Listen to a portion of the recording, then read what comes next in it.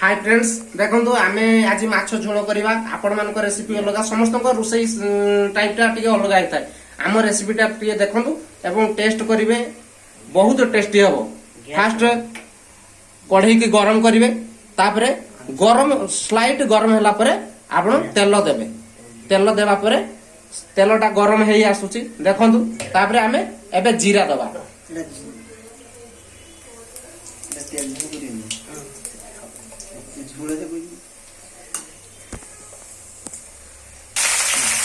एबे देखंतु तापरे जीरा देई सारिया परे आमे प्याज दबा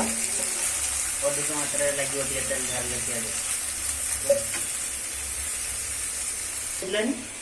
देखंतु एबे प्याज मरी आसलानी ब्राउन भाग देखा गलानी एबे आमे अदा रसुण दबा पई रेडी होचु एबे अदा रसुण पेस्ट आमे एथिरे दबा अबे जाऊ अधिक समय लागि प्याज देइसे हां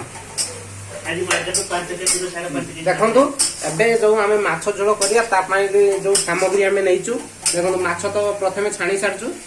तापरे छाणी एठी देखंतु अछि धनिया पत्र टमाटो कंचा लंका अदा रसुण पेस्ट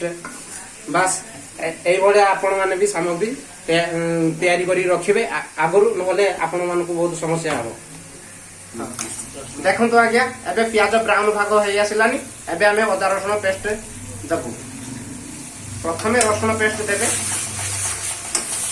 कहीं ना रसुण टिके मरिया पई टिके देरी हे थाय सेते प्रथमे रसुण टी देबे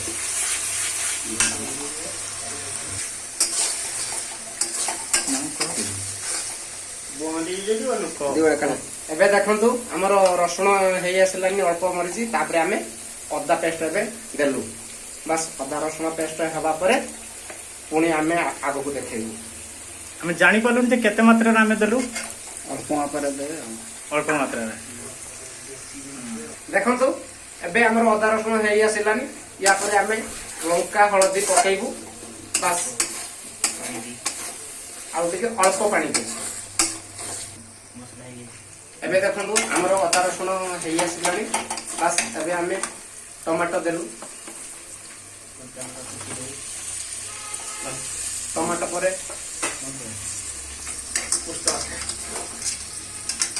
टमाटो पूरा पेस्ट होगा जाए हमें याकू एमती घांटी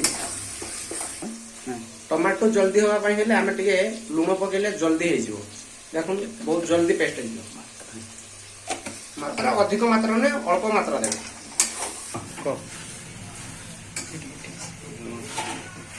देखंतु आज्ञा हम जो झोल पानी रेडी करथिलु ये अदा लंका एवं हळदी स्वाद अनुसार मात्रा अनुसार एई भली हमें आगे फास्ट पानी रे टिके ताकू रखिबु तापरे हमें मसला सहित याकू मिसेबु आउ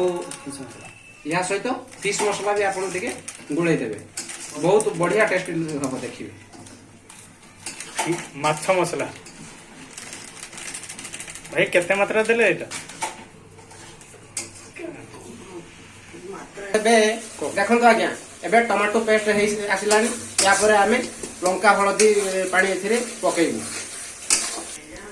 देखंतु हमर एबे टमाटो पेस्ट हेई सारिया परे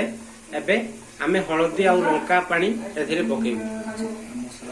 या सहित भी मसला माछ मसला एथिरे हमें पकेइचु एंती हमें एबे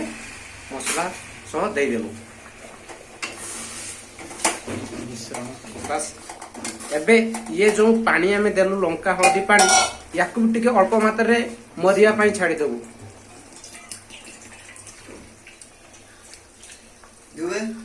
दुबे ये लंका हळदी पानी देई सारे परे मेथी पत्र को टिके पके देबु अडी दवाले दी माथो आउ ये कोई देखंतु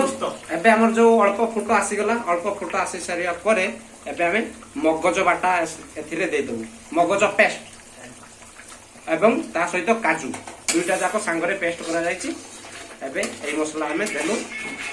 देखिए बहुत टेस्टी हो आपण माने भी ट्राई करी एबे देखंतु हमर मसला फुटो आसी सरलानी एबे हमें आलू देलु आलू छाणी की देबे देले जाई अधिक टेस्टी हो सीधा आलू देले सेते टेस्टी लागियो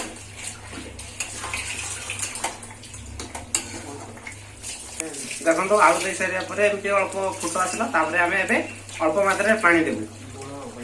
କାରଣ ଇଏ ଝୋଳ ହଉଛି ନା, ସେଥିପାଇଁ ଆମକୁ ଟିକେ ପାଣି ଦେବାକୁ ପଡିବ।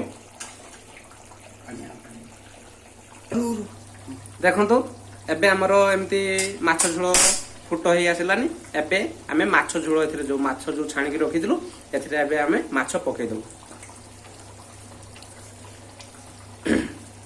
ଇଏ ବାବା କି ବଡ ବଡ ମାଛ ପିସ୍। ଆପଣମାନେ ଏମିତି ରେସିପି ବନେଇ ଖାଇବେ, ବହୁତ ଟେଷ୍ଟ ଲାଗିବ, ଦେଖିବେ ଆପଣମାନଙ୍କୁ ବହୁତ ଭଲ ଲାଗିବ।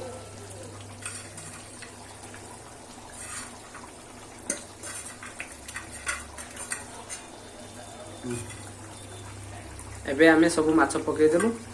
ବାସ୍ ୟା ପରେ ଅଧିକ ସମୟ ଟିକେ ଆମେ ଫୁଟେଇବୁ, ଫୁଟେଇଲା ପରେ ଯାଇକି ଆଉ ଟିକେ ଭଲ ଟେଷ୍ଟି ହେବ। ଦେଖନ୍ତୁ ଏମିତି ଫୁଟ ଆସିଯିବା ପରେ ଏଥିରେ ଆମେ ଆଉ ଅଲଗା ମସଲା ଦବୁ କହୁଥିଲୁ, ଧନିଆ ପତ୍ର, ଜିରା ଗୁଣ୍ଡ ଏବଂ ଗରମ ମସଲା ଟିକେ ୟା ଉପରେ ପକେଇଦବୁ। ଦେଖିଏ ବହୁତ ଟେଷ୍ଟି ଲାଗିବ। ଦେଖନ୍ତୁ ଧନିଆ ପତ୍ର ପରେ ଏମିତି ଗରମ ମସଲା ଟିକେ ଦେଇଦେବେ, ୟା ପରେ ଟିକେ ଜିରା ଗୁଣ୍ଡ,